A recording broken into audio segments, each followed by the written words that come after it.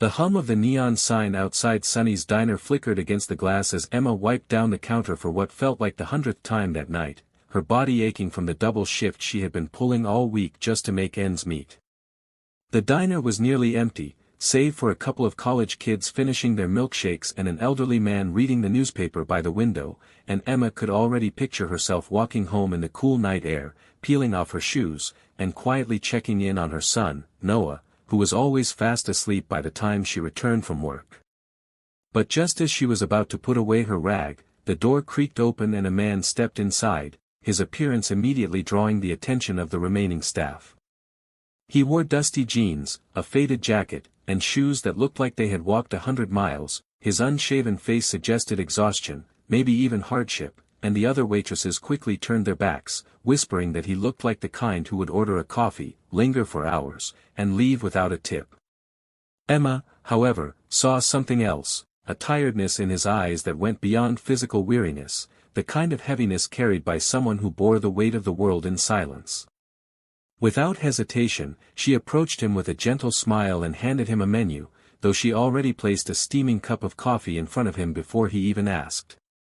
"You look like you've had a long day," she said softly, and for a moment the man looked startled, as though kindness was something he hadn't expected. He ordered only the cheapest item on the menu, a small bowl of soup, his voice quiet and apologetic, but Emma, sensing his hunger, returned with not just the soup but also a plate of fries and some bread rolls, carefully sliding them onto his table. "On the house," she whispered, giving him a reassuring nod before turning to attend to the other tables. What she didn't notice was her manager, Mr. Riley, standing in the corner with his arms crossed, his sharp eyes narrowing at the sight of food being given away for free. For weeks he had been barking at the staff about cutting costs and following policy to the letter, and Emma's act of compassion was, to him, nothing but theft. He made a note on his clipboard, muttering under his breath, while Emma simply went about her duties, unaware of the storm about to unfold. The man at the table, meanwhile, studied her with quiet interest, his spoon pausing halfway to his lips as he replayed her kindness in his mind. He wasn't just any hungry stranger, he was James Thornton, the CEO of Sunny's Diner, disguised as an ordinary customer, spending weeks visiting different branches undercover to see how his employees treated people when no one was watching. And though Emma thought she was serving a man down on his luck, she had no idea her small act of kindness would soon shake the very foundation of the diner, and her own life, in ways she could never have imagined.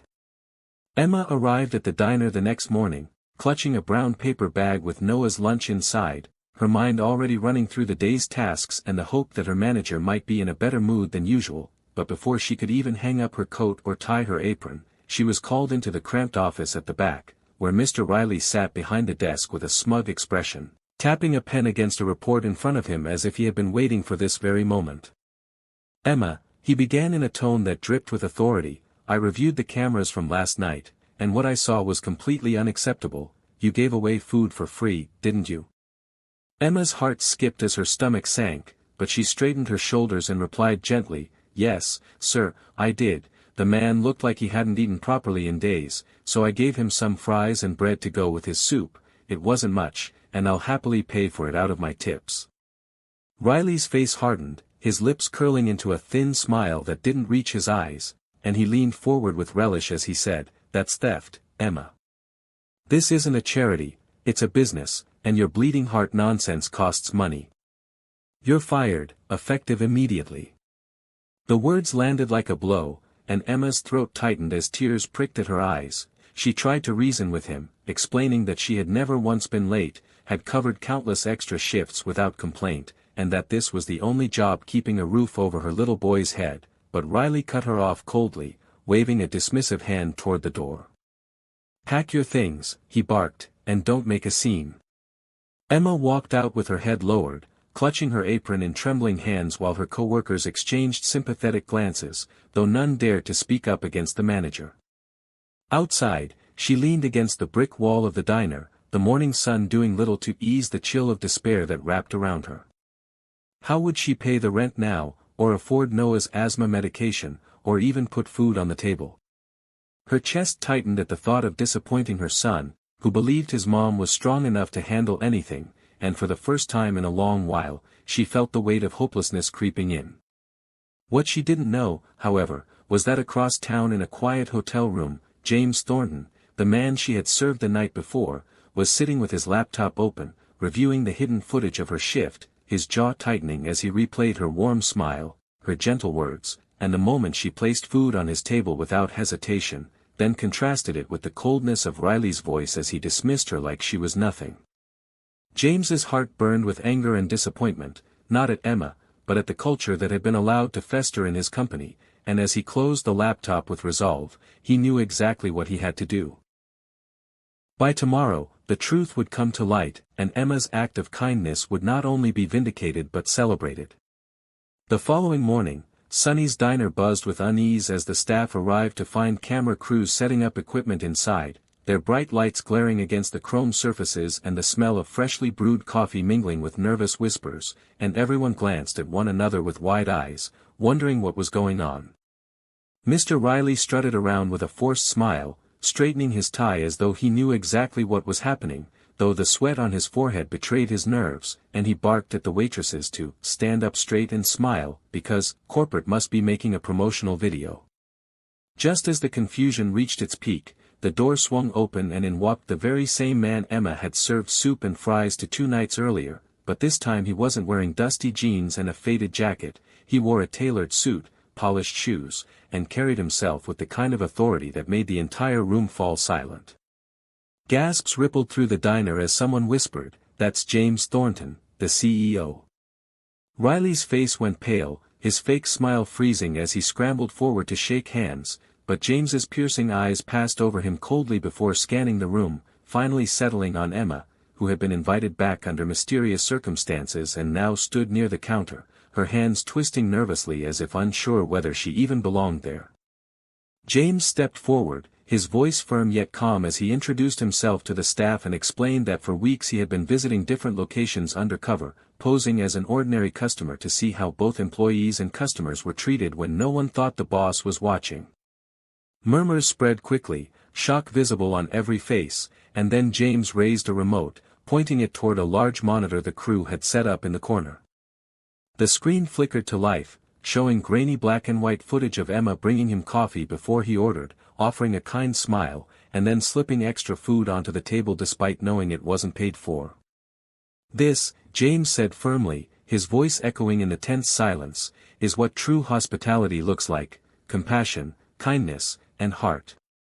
This is the kind of person I want representing my company." Then the footage shifted to the next morning in Riley's office, his sneering voice filling the diner as he told Emma she was fired, calling her compassionate act theft, and dismissing her like she was worthless. A wave of discomfort washed over the staff as they stared at the manager who had ruled over them with an iron fist for far too long. James turned, his expression steely as he addressed Riley directly. "What I witnessed was not only cruel but against everything I want this company to stand for. You punished a woman for doing the right thing, for treating a customer with dignity, and that is unacceptable." Riley opened his mouth to protest, but James cut him off with a raised hand. "You're relieved of your duties effective immediately," he declared, and the gasps that followed were laced with both shock and relief. Then James turned back to Emma, his features softening into a warm smile. "Emma, your kindness touched me deeply. Instead of being punished, you should be celebrated.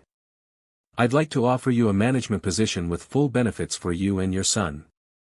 Emma's eyes filled with tears, her hands trembling as she covered her mouth, unable to believe what she was hearing, and as the staff erupted into cheers and the cameras captured every moment, the truth hung in the air like a revelation: kindness was not a weakness, but the greatest strength of all. That night, as Emma sat at the small kitchen table in her modest apartment with Noah munching happily on his favorite spaghetti, the events of the day replayed in her mind over and over again like a dream she was afraid to wake from, because only that morning she had walked into the diner ashamed and jobless, and now she held an offer letter that promised not just stability but a future filled with hope. Noah looked up at her with wide, curious eyes and asked, "Mom, why are you smiling so much?" And Emma reached across the table to brush his hair back, whispering, "Because good things happen when you choose to be kind, even when it's hard." Across town, The news was already spreading like wildfire. Local stations aired clips of the undercover boss reveal, showing the moment James exposed Riley's cruelty and praised Emma for her compassion, and the community responded with an outpouring of support, flooding the diner the next day with customers eager to meet the waitress whose heart had changed the company itself. People shook Emma's hand, thanked her for reminding them that kindness still mattered in the world, and some even left notes of encouragement tucked under plates and napkins, small tokens of gratitude that she cherished deeply. James, standing beside her as she worked her first shift as assistant manager, addressed the entire team with a voice that carried both authority and warmth. This diner isn't just about the food on the plate, it's about how people feel when they walk through those doors. Emma showed us what that means, and from this day forward, compassion will be the standard here, not the exception. The staff applauded, some with tears in their eyes, relieved to see the toxic shadow of Riley finally lifted from their workplace. Riley himself had slunk out of town in humiliation, his reputation tarnished, while Emma's reputation blossomed into something far greater than she had ever imagined. That weekend, as Emma tucked Noah into bed, he wrapped his small arms around her neck and whispered, "I'm proud of you, Mom. You're my hero." Her heart swelled with emotion, tears streaming freely as she kissed his forehead and realized that every hardship, every long shift, and every sacrifice had been worth it for this moment. The truth had indeed left everyone speechless, not because Emma had been caught breaking a rule, but because her quiet act of generosity had revealed a universal truth that even the most powerful man in the company could not ignore, that humanity mattered more than policy, and that one simple choice to care could change not just a customer's day, but an entire company's future. From then on, Sonny's Diner was no longer just another place to eat, it became a symbol of kindness, a reminder that behind every counter stood people with hearts capable of changing lives, and leading that example was Emma, the waitress who had once been fired for helping a stranger but had risen to prove that compassion would always have the final word.